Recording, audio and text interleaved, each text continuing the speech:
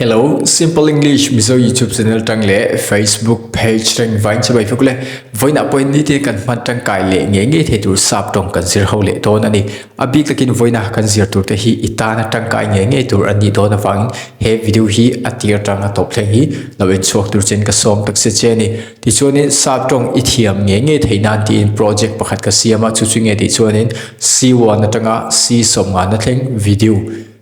kalau siam to na ni chung video ti chu atir tang atop thleng ilo en chuga ti chuan ien pa ilo soi pa bok ani chuan sap tong ama ai ma son na inai nge yang ti hi ka tiam kham che ni ti chuanin C1 atanga C som ni pakhat na thleng ila en chuk lo ni chuan ka YouTube channel a hin oma lo en chuk tur chen ka som tak se che ni ole he YouTube channel hi khoi takim lo subscribe sak ve tur chen ka som tak se chen tu a channel tan na kalahman lo di chuan tinge sap tong an soyang kalahman lo ani chuanin heti hian kan soi thei ni I am not ready yet I am not ready yet omje chu kalahman lo ti na ani hei hi he di chuanin hay thiu kan ti do na kan thetem lo so ma long kha ro kala man lo ang chi kan soina khanin I am not ready yet kan ti thai ani ti chuan heta hianin kan hria tur chu ready ti po hi hemi in pe tia mizo tonga kan soi kha khatiang soina pon kan mang thai ni ma se ka soi thin ang khanin sap tong kan sir do ni chuan an mani an tong kal phum kha kan vasir tur ni mizo tong kan soi tum kha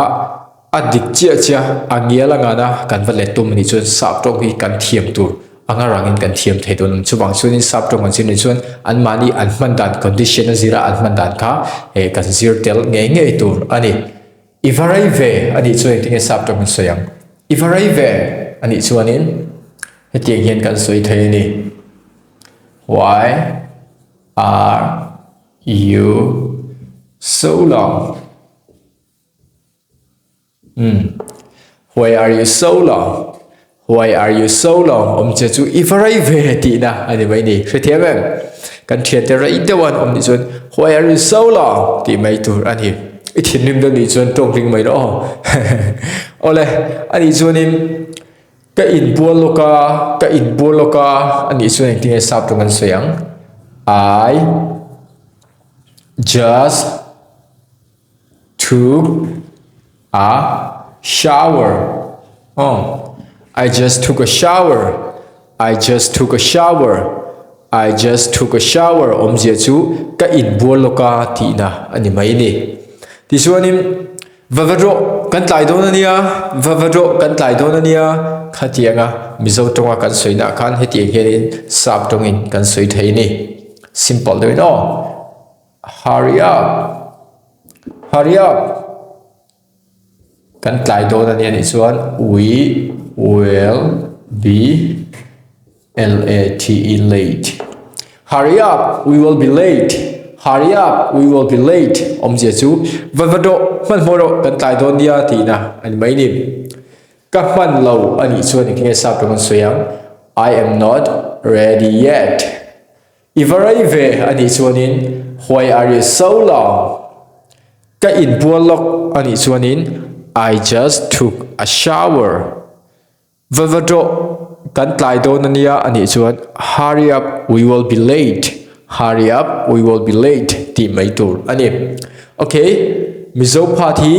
I will say and then please say English part okay kaman lo ani chuanin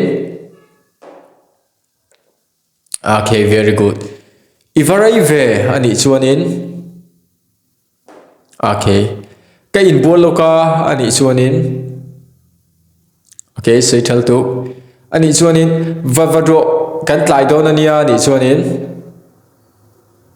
okay thalu du hei hi hetiang kan thian te kan kha na hianin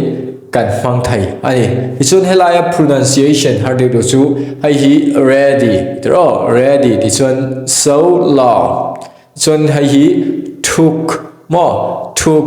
ichun hei hi shower ti tur ani hei hi hurry up late we will be late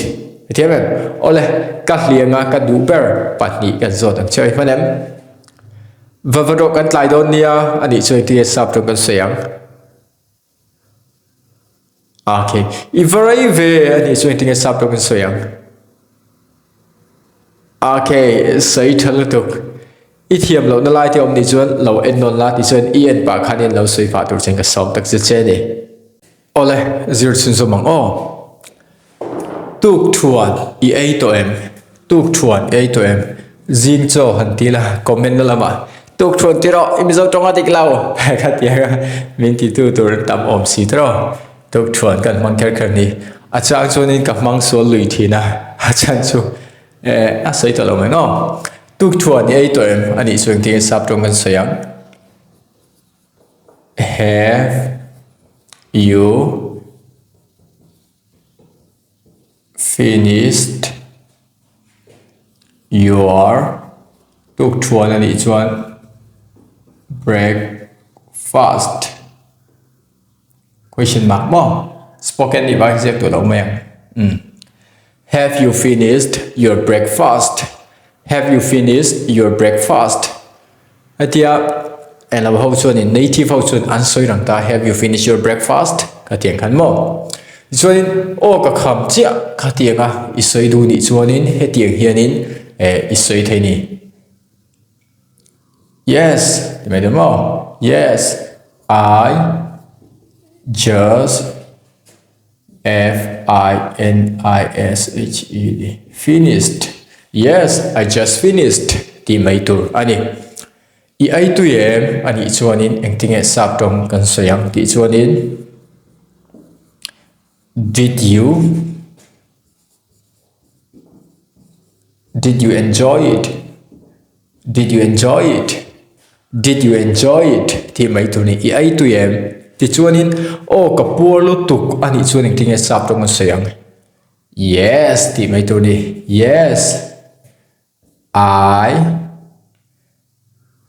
tuna poila pur ni chuan simple present tense in soita hemi a chana ni lo simple present tense in I am very full zia chu o ka pur lu tuk ani chuan yes I am very full ti mai tur ni thithem em ole tuk thuan ni ai to em ani chuan ti sap ṭawng kan soyang have you finished your breakfast o ka kham chia ani chuan yes I just finished i ai tu em ani chuan did you enjoy it o ka polo tu kan chuan yes I am very full ti mai tu ni hrethiam em ole I will say mizo part please say again English part okay please say twice 2 times voi ni sei na ro tu thuan ni ai to em voi ni sei na ro okay very good o ka kham chia ani chuan okay very good i ai tu em ani chuanin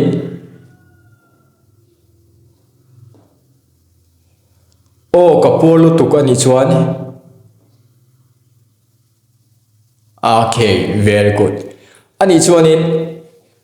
ka hlianga ka du ber pahnih kan so leng cho manem o ka pur lu tuk ani chuan ti sap ṭawng soyang okay very good ti chuan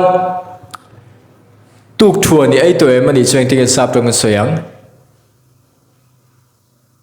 okay very good heta hianin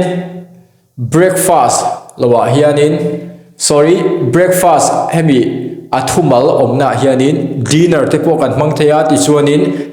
lunch te po kan mang thei ni keimani soi du dana zir khanin hemi breakfast hi kan mang thei ni rethiam em ole